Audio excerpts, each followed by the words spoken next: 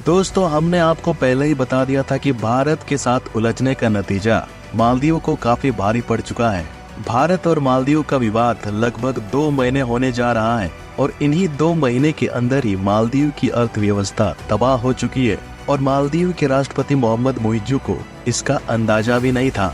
और अब मालदीव को श्रीलंका और पाकिस्तान जैसे देशों से भीख मांगनी पड़ रही है, क्योंकि चीन ने मालदीव को उसी तरह फंसा दिया है जैसे कुछ साल पहले पाकिस्तान और श्रीलंका को फंसाया था। चीन ने पाकिस्तान को जो कटोरा दिया था, वही कटोरा अब चीन ने मालदीव को दे दिया। और अब मालदीव का हाल कुछ ऐसा हो गया है कि चीन के जासूसी जहाज मालदीव के द्वीपों पर कब्जा कर रहे हैं। वही मालदीव को अब दिवालिया होने का सामना करना पड़ रहा है और इसका भी पाकिस्तान की तरह घर घर भीख मांगने की नौबत आ गई है। आखिर इन 2 महीनों में मालदीव कैसे हुआ बर्बाद, बताने से पहले जल्दी से इस वीडियो को लाइक कर फैक्टेड टीवी चैनल को भी सब्सक्राइब जरूर कर दे। दोस्तों, मालदीव को लगा था कि भारत के साथ विवाद करने के बाद चीन उसका दोस्त है और उसकी हर समस्या में साथ देगा, लेकिन मालदीव के राष्ट्रपति को यह समझ नहीं आया कि पाकिस्तान और श्रीलंका ने भी पहले यही किया था। उन्होंने भारत से दूरी बढ़ाकर चीन के साथ हाथ मिलाया था और चीन ने उनकी ऐसी सहायता की कि आज पाकिस्तान को भीख मांगने के सिवा और कुछ भी नहीं कर पा रहा और श्रीलंका भी चीन के कर्ज में डूबा हुआ है। और मालदीव ने भारत के साथ पंगा लेके अपने ही पैरों पर कुल्हाड़ी मारी है, क्योंकि मालदीव को 2 महीने भी नहीं हुए कि वो दिवालिया हो गया है और अब चीन भी उसकी सहायता करने से इनकार कर रहा है। और भारत, जो कि मालदीव का सबसे बड़ा टूरिस्ट बाजार था, वो अब 5वें नंबर पर आ गया है। इससे मालदीव की आर्थिक स्थिति का जो मुख्य स्रोत था वो काफी कम हो गया है और मालदीव ने जिन देशों से कर्ज लिया है उनको वापस नहीं कर पा रहा और इसके जिम्मेदार खुद मालदीव के राष्ट्रपति मोहम्मद मुइज्जू हैं। उन्होंने खुद को ही नुकसान पहुंचाया है, उन्होंने खुद ही अपने पैरों पर कुल्हाड़ी दे मारी है। मालदीव के राष्ट्रपति भारत के खिलाफ चीन के साथ मिल गए और चीन को ही अपना दोस्त समझने लगे। अब वही चीन मालदीव को तबाह करने का प्लान बना रहा है। और मालदीव के मोहम्मद मुइज्जू जब राष्ट्रपति बने थे तो उन्हें लगा था कि वे अकेले ही भारत को हरा सकते हैं, लेकिन भारत के प्रधानमंत्री नरेंद्र मोदी के लक्षद्वीप यात्रा और एक डुबकी ने मालदीव को इतना डुबा दिया है कि आज मालदीव उभर नहीं पा रहा, क्योंकि मालदीव के 3 मंत्रियों ने उस देश के प्रधानमंत्री को गाली दी थी जिस देश के पर्यटक द्वारा मालदीव की जनता को रोजी रोटी मिलती थी। मालदीव को भारत पर ही निर्भर रहना पड़ता था, क्योंकि वहाँ की आवश्यकताओं के लिए दवाइयाँ, भोजन और अन्य सामान भारत से ही आते हैं। वही मालदीव ने भारत के 77 सैनिकों को वापस भेज दिया। इसके बावजूद वे भारत का कुछ नहीं बिगाड़ पाया, बल्कि भारतीय पर्यटकों का मालदीव न आने से मालदीव की आर्थिक स्थिति और बिगड़ गई। हालांकि भारतीय पर्यटकों ने पूरी तरह से मालदीव जाना फिलहाल बंद नहीं किया है, लेकिन अगर वे ऐसा कर दे तो आप भली भांति अंदाजा लगा सकते हैं कि मालदीव के परिणाम और कितने भयानक हो जाएंगे। हाल ही में कुछ रिपोर्ट सामने आए हैं जिनमें बताया गया है कि मालदीव कैसे चीन और तुर्की के आगे मदद की भीख मांग रहा है, लेकिन वे उसे निराश कर रहे हैं, क्योंकि मालदीव ने चीन से उधार लिया है, लेकिन उसे वापस कैसे देगा ये कोई नहीं जानता।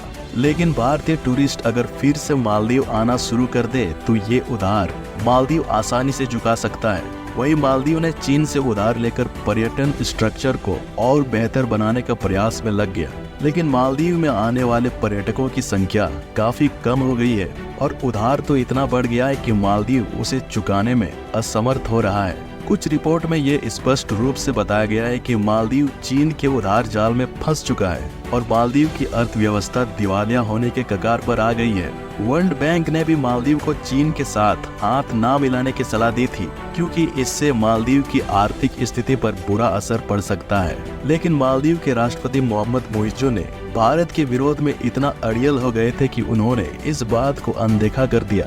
और जो रिपोर्ट सामने आई है उसमें ये स्पष्ट दिखता है कि अगले 2 साल में, यानी कि 2026 तक मालदीव का कर्ज उसकी जीडीपी से अधिक हो जाएगा, जिससे चीन मालदीव के आइलैंड पर अपना कब्जा जमाना शुरू कर देगा।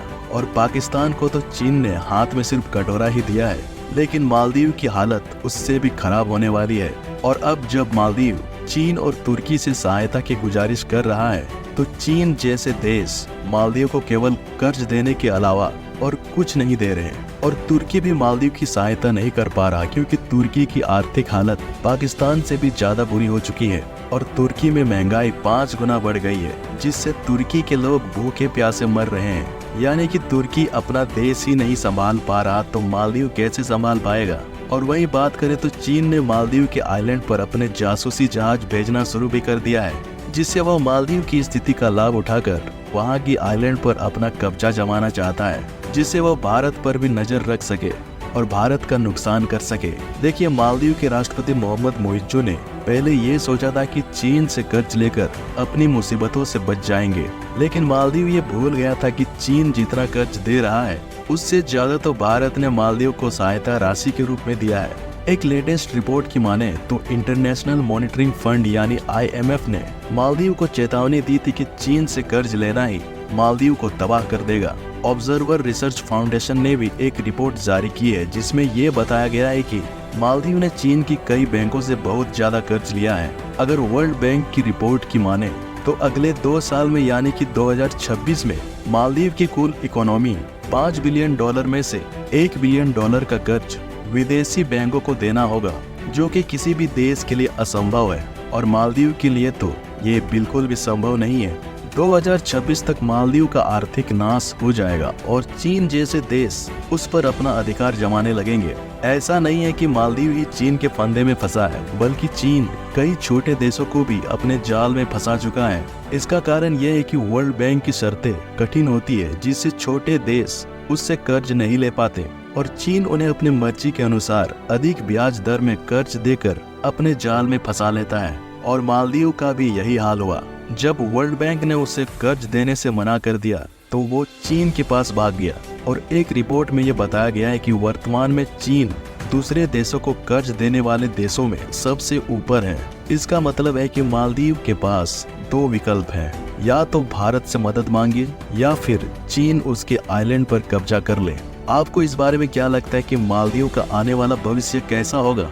अपनी राय कमेंट में जरूर लिखें और मालदीव की इस तरह की स्थिति को देखते हुए इस वीडियो को एक लाइक जरूर करें और अपने दोस्तों के साथ भी इस वीडियो को शेयर करें ताकि वे भी इसके बारे में जान सके। इसी तरह की और भी जानकारियों के लिए फैक्टेड टीवी चैनल को सब्सक्राइब जरूर करें। धन्यवाद।